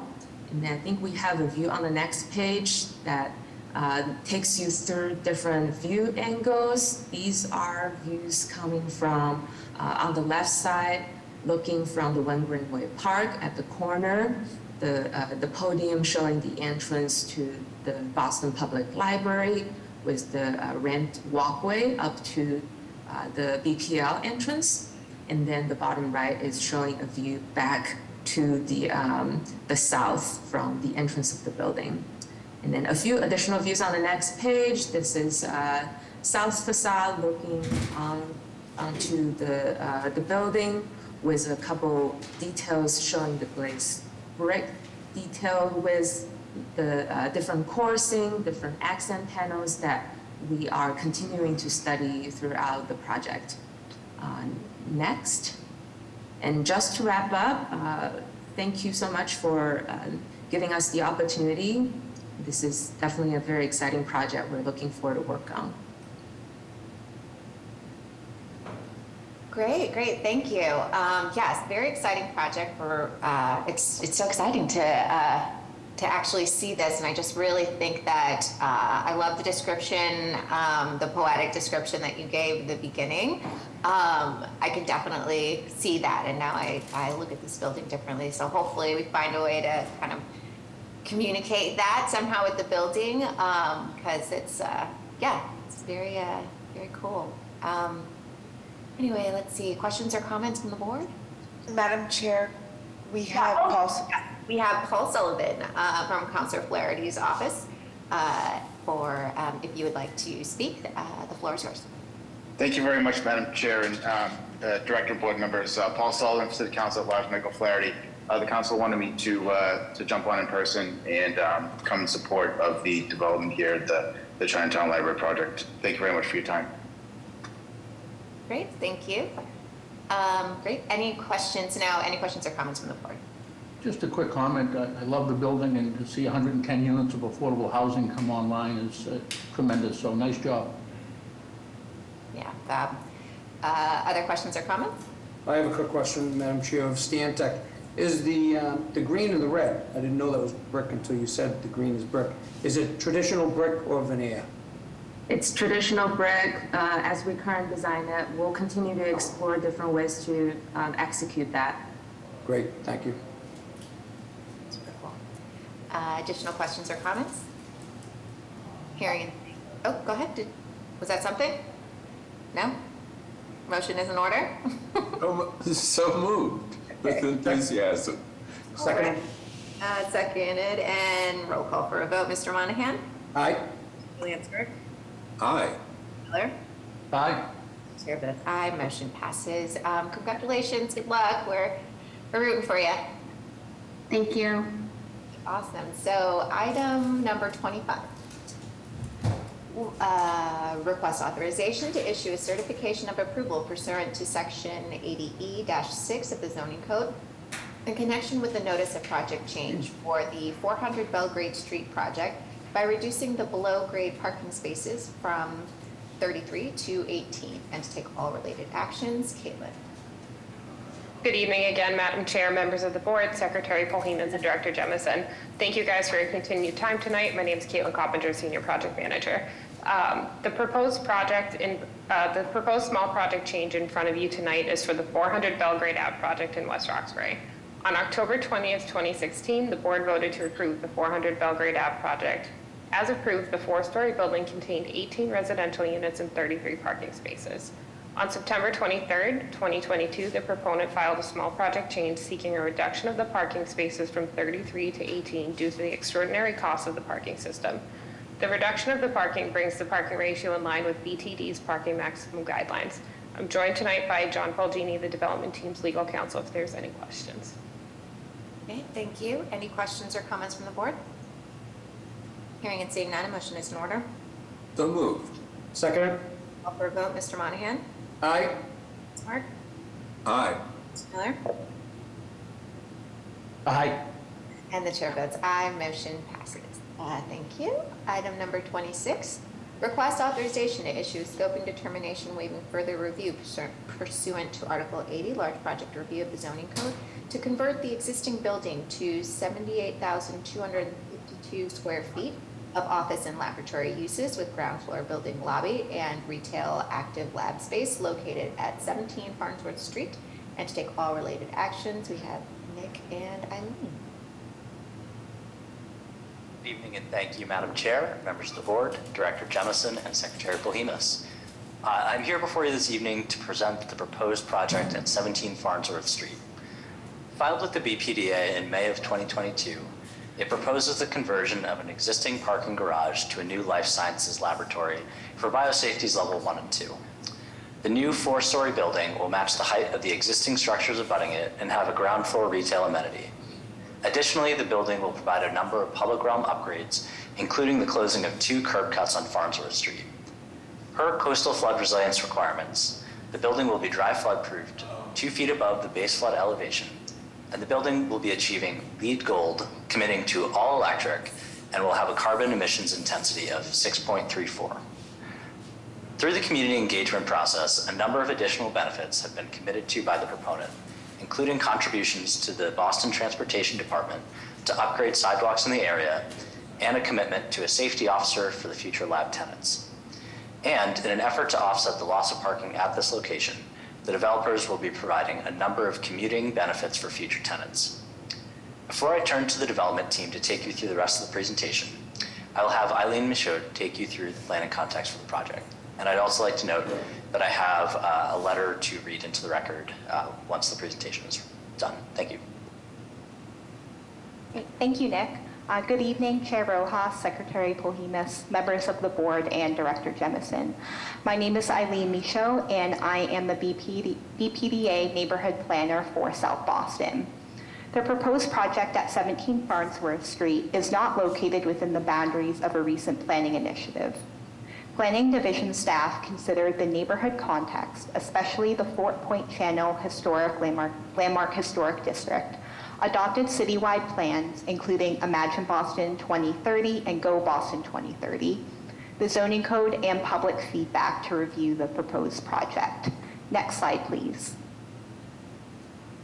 The key considerations of BPDA staff during review of the proposed project addressed several public realm enhancements on Farnsworth Street, including new street trees and the removal of 2 existing curb cuts. The BPDA urban design staff will continue to work with the proponent to ensure a minimum 5-foot clear sidewalk along the building frontage. These site changes will create a safer, more comfortable pedestrian experience. Additionally, the screened mechanical penthouse set back from the roofline of the building and facade alignment with adjacent buildings respects the architectural integrity of the Fort Point Channel Landmark District. Pending board approval and subsequent design review, the proposed project will proceed to the Zoning Board of Appeals for approval of the zoning relief. Thank you, and now I will turn it over to the development team to present the project in more detail. Good evening. My name is Mariana Sarkumaro, and I will present for Bento Greenock, which is the real estate investor and also the developer for this property. Thank you so much for your time. First, we would like to locate the building on the map, and we see the most biggest streets around, which is the Congress Street that already has a dedicated bike lane. And then I will tell you why I'm mentioning this, because our building is proposing a number of 32 bike racks on the ground floor. The existing property, it's a parking structure built in 1986 with 6 stories. It's a metal frame, open garage with concrete slabs. We can move to the next slide, please. That I can definitely describe the building with pictures. So the picture in the middle, which shows it's the back of the garage open to the private alleyway. And as we can see, there are these railings, and cars are just being parked there on a slope ramp. The front of the garage is the picture on to the left of the screen down, and that's a brick veneer faced, and it's adjacent to the 2 historic buildings that we can see in these pictures. And we do also see the existing trees that are now dying, and we're planning to replace with native trees that will survive and will be thriving in this area. Next slide, please. About the program of the building, after the demolition of the garage, we're proposing to build this life science, 252,000 square feet, which is an FAR of 4 as of right for the area. And just to mention, the garage was built with the variance of 6.1 FAR, so we're giving away, we're dropping it down to 4. And the program, the ground floor program, consists of the tenant space and the lobby, which is located closer to Congress Street, and then the bike racks in the back, and then we have showers that will contribute to that. And there is one bay loading dock in the back of the building which will be serviced through the private service alley. Additionally, the back of house is also located within this part of the building, in the back of the building. Next slide. This represents the sidewalk and the entrance of the building and what we're trying to achieve. Like we said, we're gonna replace the entire sidewalk on Farnsworth, and we will provide an ADA sidewalk. Additionally, the trees, there are 3 trees, we're gonna put 4. And we are also building this planters on the base, at the base of the building, which will definitely increase the aesthetics and the feel and the look of the street, improving from the current feel and look. Next slide, please.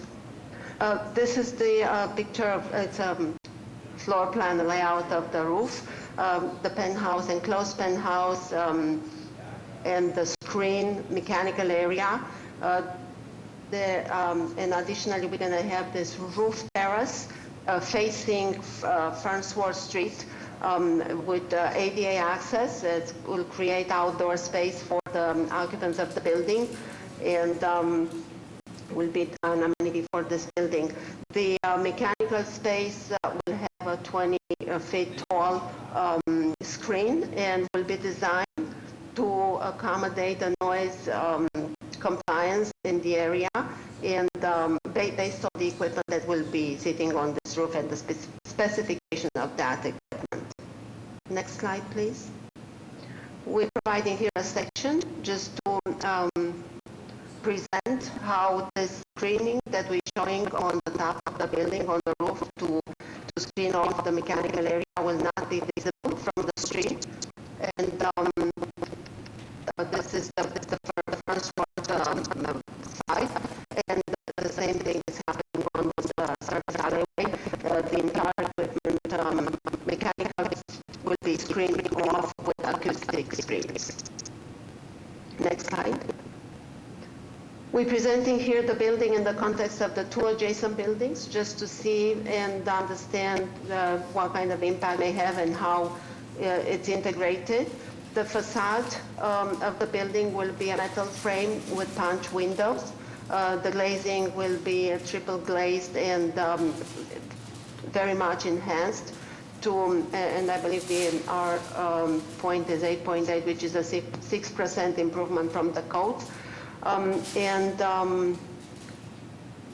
The back of the building, which we don't see here, but that will also mimic this this front of the building, metal frame with punch windows. Yes. Next slide, please. Again, this is a picture of the existing street with the trees and the garage. Across the street is flower, which we also believe that will be complementary to this building and will activate the area. Next slide. This is the new building, the new trees, and we truly believe that the aesthetics and the design of this facade is complementary to the character of the neighborhood. We presented this to the Fort Point Channel Landmark Historic District Advisory Board, and we have received positive feedback. They had, I think their comment was it passed their review, but they provided minimal information and minimal comments, which were subsequently integrated and help us make the design much better. Next slide. This is a close-up just to emphasize the planters and the flowers and the trees and the activation of the sidewalk. We're also proposing a public realm and mitigation items, over $425,000 in financial contributions. We are, of course, eliminating the curb cuts and We are also making an investment to the Boston Transportation Department, $234,000, an equivalent of $3 per square foot. We're making a commitment to provide $50,000 for transit incentives for future tenants to support city policy shift towards carbon-friendly transit access, making a contribution of $49,000 to the blue bike stations. We cannot have them on site due to the width of the sidewalk, but to the nearby station, I believe it's on Congress Street. And also contribution to Boston Children's Museum for the construction zone. And not only that, but we're also planning to, and we started conversation to volunteer services, design and construction services, not only for the execution of the construction zone, but also a long-term partnership with the future tenants. And the museum has events in which scientists are invited, and we're going to socialize this idea and this volunteering opportunities with the future tenants, and to continue this partnership with the museum. Thank you. I think this ends. Oh, I'm sorry, it doesn't end our conversation. There is another one. So BTO, Bento Green Oak has a cultural program already in place. We're doing it in few buildings and lobbies. We're extending this cultural program to 17 Farnsworth. We're in a partnership with the 4 Point Arts community to produce this program, and consists in providing space for the artists to create art, and also to sell art and expose and connect with the audience. And we're very proud of this program. It's very successful in other buildings. Everyone's happy, communities, tenants, and artists, evidently. And we will be doing this.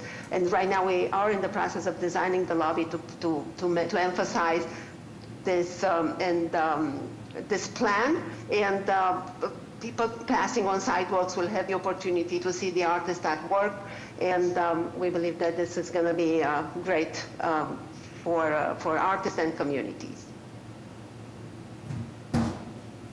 Thank you. This is our scorecard as requested. I think you've seen it in the beginning of the presentation as well.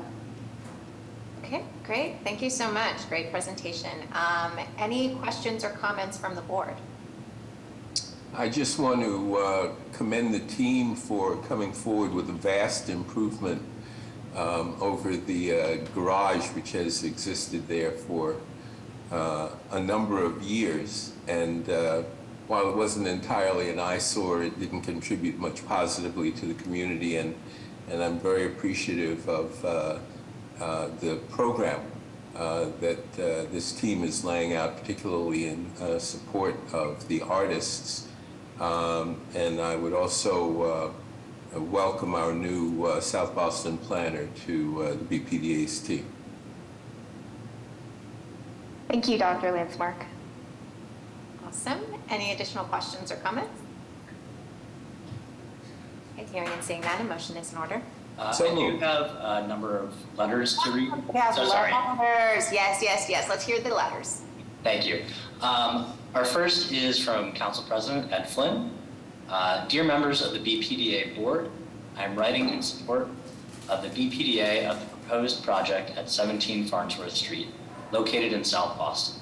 The project proposes to demolish an existing parking garage with a 4-story life science building. The building will have a mechanical penthouse set back from the roof edges to minimize visibility from the ground, with elevation to mitigate flooding. The proponent has engaged in a thorough community process and worked on good faith compromises with both the IAG and their neighbors alike. This development will be approximately 78,000 square feet with life sciences use, and is expected to create 375 new permanent jobs on site with a wide range of positions available. The redevelopment of the garage will also create about 250 union construction jobs. The proponent will also invest in much needed public realm, sidewalk, and landscaping improvements for the surrounding area and Melcher Street, transit incentives for future tenants, and will work closely with the Children's Museum to provide STEM programming and construction. The use is allowed by the zoning code, and this redevelopment will help improve the city's economic vitality, bringing additional foot traffic and better activate the area while providing a better use of the parcel. I respectfully request that the BPDA please provide every consideration to this proposal. If you have any questions, please don't hesitate to reach out to me. And then I have one more letter, thank you. Sorry, that's actually my only letter for this one. Okay, great. Any additional questions or comments from the board? Hearing and seeing none, a motion is in order. So moved. Second. Call for a vote. Mr. Monahan? Aye. Mr. Landsmark? Aye. Mr. Miller? Aye. And the chair votes aye. Motion passes. Thank you. Thank you very much. So let's go ahead and Thank you. squeeze one more in. Thank you. Yeah, congratulations. It looks beautiful. It's right in. Great. Let's try and squeeze in one more for the break. Item number 28, request authorization to issue a scoping determination waiving further review pursuant to Article 80 large project review of the zoning code for the construction of 229 residential rental apartments, including 34 IDP units, 152 parking spaces and bicycle storage located at 800 Morrissey Boulevard, and to take all related actions, we have Stephen and Astrid. Good evening, and thank you, Madam Chair, members of the board, Madam Secretary, and Director Jameson. My name is Stephen Harvey, and I'm a Senior Project Manager at the BPDA, and I want to thank you for your time today. The project I bring before you today is 800 Marcy Boulevard, located in Dorchester's Port Norfolk neighborhood. On July 9th, 2021, the Boston Planning and Development Agency received a letter of intent from the proponent. Subsequently, on September 29th, 2021, the Boston Planning and Development Agency received a project notification form from the proponent. In the project notification form, the proponent proposed to demolish the existing hotel and construct a 231,773 square foot residential building on the project site. The proposed project will have 229 rental units, 34 of which will be IDP units. The building will be 6 stories and approximately 69 feet in height, with off-site parking for up to 147 vehicles. The proposed project will also have a bike room with space for up to 229 bicycles. I held 2 virtual public meetings and 3 virtual IAG meetings for the proposed project. The meetings were advertised in the local paper and via email. With that said, I would now like to pass it over to the BPDA neighborhood planner for the project, Astrid Walker Stewart. Astrid will run through the planning slides for the project. Once Astrid is complete, the development team, led by Jay Russo of the Michaels organization, will present the project presentation. Brian O'Connor of Cube 3 will also assist with the project presentation. Once the team has completed their presentation, we'll answer any questions put forward by the board. Thank you for your time today. Thank you, Stephen. Good evening, Chair Rojas, Secretary Polhemus, and members of the board. My name is Astrid Walker Stewart, and I am the neighborhood planner covering Dorchester. The proposed project is not located within the boundaries of a recent planning initiative. So instead, the planning division staff considered the neighborhood context, public feedback, Go Boston 2030, and Imagine Boston 2030. Next slide, please. The BPDA staff's key considerations during the review of the proposed project were the project's scale and size, location in relation to Morrissey Boulevard, and the safety, accessibility, enhancement of the multimodal streetscape and pedestrian experience.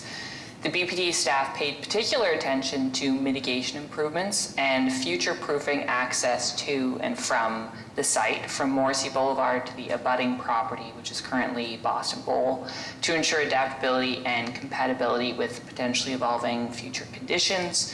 And additionally, the proposed project falls within the Coastal Flood Resilience Overlay District, which is addressed in the project's design, and the Greenbelt Protection Overlay District. Thank you, and I will now turn it over to the development team. Thank you, Jay Rousseau from Michaels. I know we're up against it on time, so I'll be very brief. I just wanted to say thank you to the staff, as well as the BPDA staff, city staff, and the community, and as well as City Council Frank Baker's office for their involvement. We think we have a very good project, and it's only better from all the input we got. At this time, I'd like to turn it over to Brian O'Connor, can walk you through the project, and I'm happy to answer any questions at the end. Great. Thank you, Jay.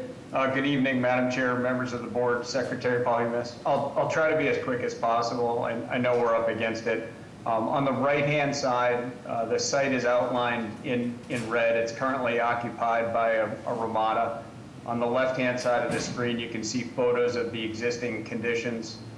From the top image is looking from Morrissey Boulevard, effectively eastward into the site. And the bottom is looking from the northern edge, or effectively the parking lot, and what is the future home of 780 Morrissey Boulevard, which you'll see in the next slide. So one of the things that has been, critically important through this process is to design within the context not only of the future development and growth in this area, but the under construction building at 780 Morrissey. So this slide is an adaptation of climate-ready Dorchester graphics and DCR Morrissey Boulevard improvements. And what we're really trying to illustrate here is not only the connectivity and the sensitivity to everything around us, but really how critically important this building is to its relationship to 780 Morrissey. So there's the Herb Chambers proposed building to the north, which is actually east on this slide. Boston Bowl is to the left. And we are directly adjacent to the under construction 780 Morrissey site. We jump to the next slide. So these are just quick shots. So here on the left is the proposed Herb Chambers building, and then on the right-hand side, this is 780 Morrissey under construction. Our site is directly behind that or to the south. Next slide. So this is a quick graphic that shows these two buildings zoomed in quite a bit closer. 780 is on the left.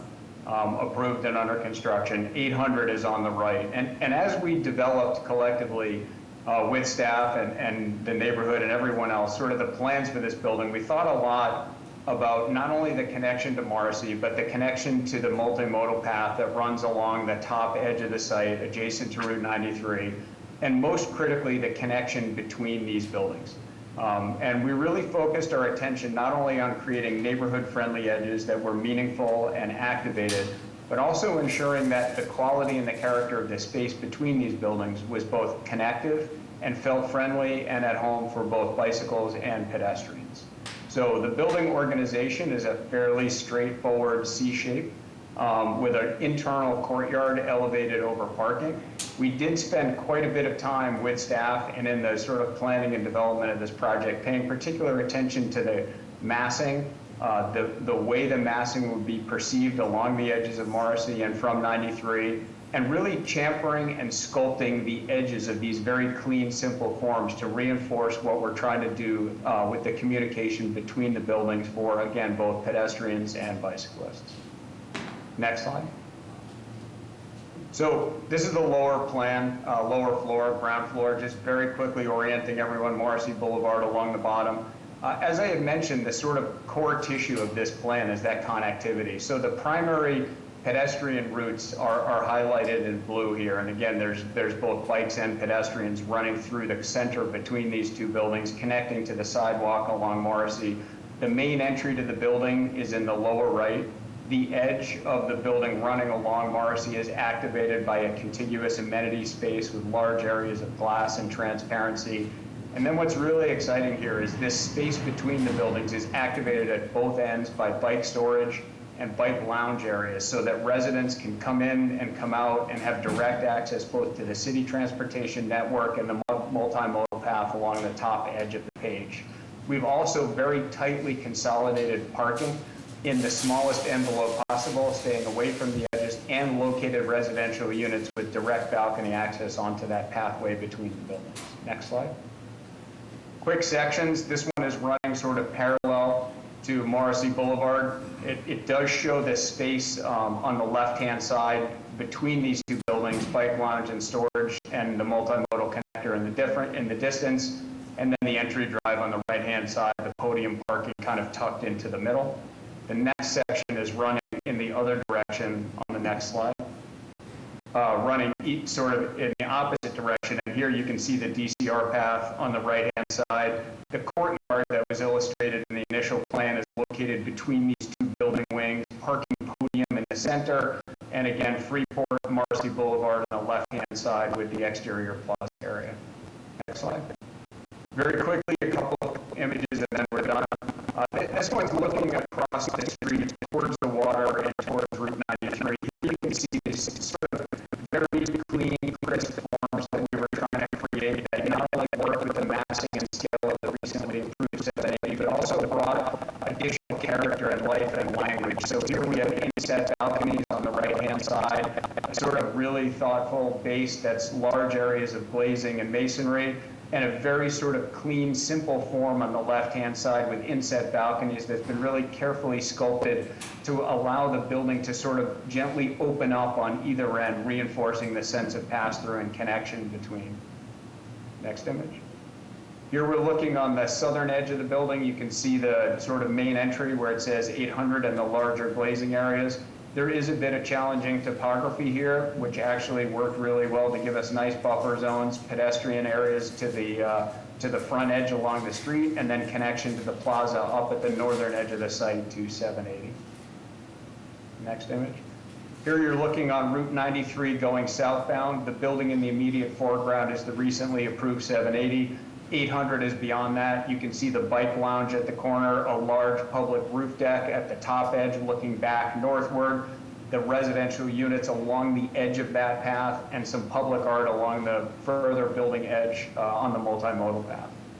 And I think we have one more image. This is the last one, sort of looking down that space in between. So 780 on the right, 800 on the left, again, the bike path. You can see the sculpting of the building above, not only sort of happening at the roof line, but also peeling back substantially to create light, air, and outdoor space between these two buildings at the elevated level on the podium, down again at those elevated terraces for the residential units, and down again where we have a split path for both pedestrians and bikes, really activating the space between these buildings.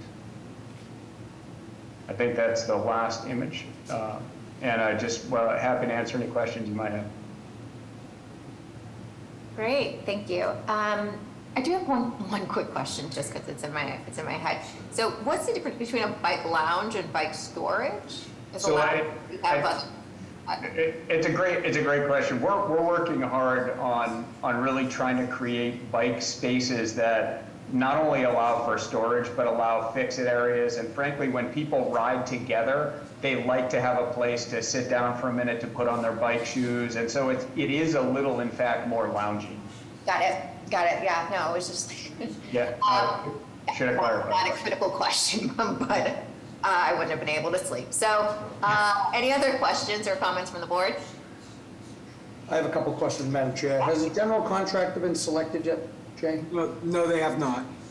And my question for Brian. Brian, on the paths on the expressway side, it looks great. I know the area very well, and I'll have to wait and see. I don't see the space. I don't see how you're going to do that.